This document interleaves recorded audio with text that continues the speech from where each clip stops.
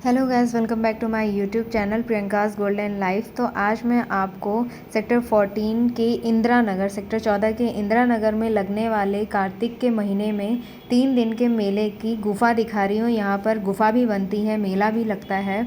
तो ये है वो गुफ़ा जहाँ पर मैं आज आपको दिखाऊंगी कि उस गुफ़ा के अंदर कौन क्या है, कौन कौन से भगवान हैं और माता जी कैसी हैं, अंदर कैसा दिखता है। तो सबसे पहले हमें शंकर जी और पार्वती जी के दर्शन हुए, वहाँ पर हमने प्रसाद चढ़ाया।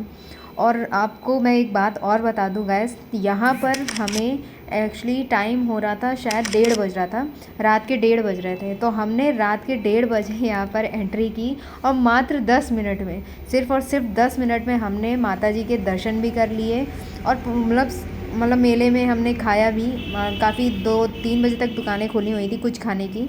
तो यहाँ पर आप देख सकते हैं नौटंकी चल रही है, मेले में नौटंकी भी चलती है। तो यहाँ पर नौटंकी चल रही थी, तो मैंने बाहर से व्यू दिखाया आपको।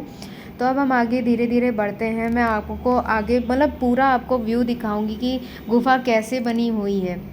बहुत अच्छा लग रहा था गाइस। अगर भीड़, ये है गणेश जी, गणेश भगवान, यहाँ पर भी हमने प्रसाद चढ़ाया। तो ये है झरना, बाहर रोड से भी आप देख सकते हैं माता जी को। और ये है मेन माता जी, जहाँ पर हमें अंदर जाके दर्शन करना है।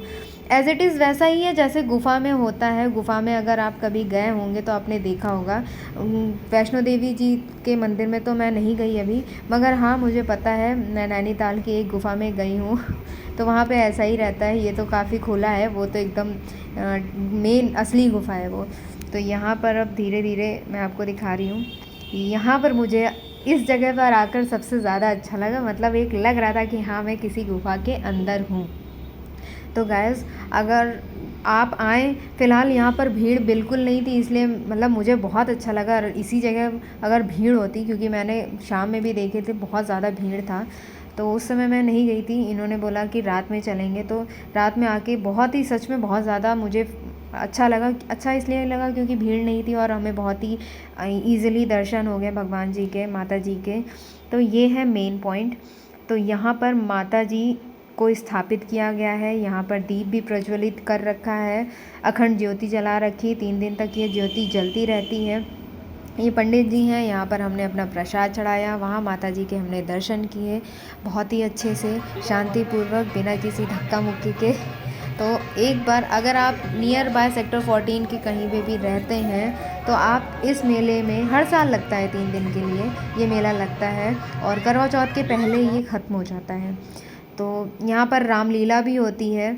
वहाँ पे जहाँ नौटंकी चल रही थी वहाँ रामलीला भी दिखाया जाता है। फिर उसके बाद जब रामलीला ख़त्म हो जाती है तो नौटंकी चलती है। पहले दिन जागरण होता है, सेकेंड डे रामलीला होती है, थर्ड डे नौटंकी होती है। तो इस तरह से ये है पूरा व्यू अंदर का। और अब यहीं से हम लोग बाहर जाने का प्रोसेस है, माता जी के हमने दर्शन कर लिए, अब हम जा रहे हैं बाहर। तो अगर आप भी नियर बाय रहते हैं तो ज़रूर यहाँ के दर्शन, इसका मज़ा लीजिए। इस गुफ़ा का, जो आर्टिफिशियल गुफ़ा बनाई गई है, इसको बनाने में 3 दिन लगते हैं और 3 दिन ये लगता भी है अच्छे से, बहुत अच्छे से बनाया जाता है। मैंने इसे बनते हुए भी देखा है, बहुत ही अच्छे से बन रहा था ये। और ज़रूर यहाँ पर आएँ। तो ये था उस गुफ़ा की वीडियो, ये थी मेले की वीडियो तो मैंने आपको नहीं दिखाई, मैंने अभी गुफ़ा की वीडियो बनाई थी आपको दिखाने के लिए।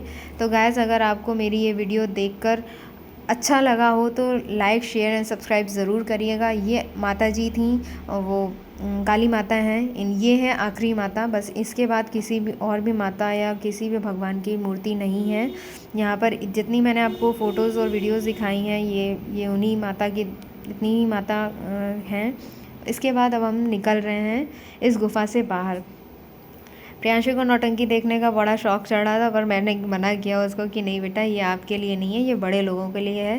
तो इसने बोला मुझसे कि छोटे लोगों वाली नौटंकी का है तो मैंने कहा बेटा, छोटे बच्चों के लिए नौटंकी नहीं होती, बड़े लोगों के लिए ही होती है नौटंकी। तो ये था पूरा व्यू। गाइस, अच्छी लगी हो तो लाइक, शेयर एंड सब्सक्राइब ज़रूर करिएगा और बेल आइकन पर टैप करिएगा।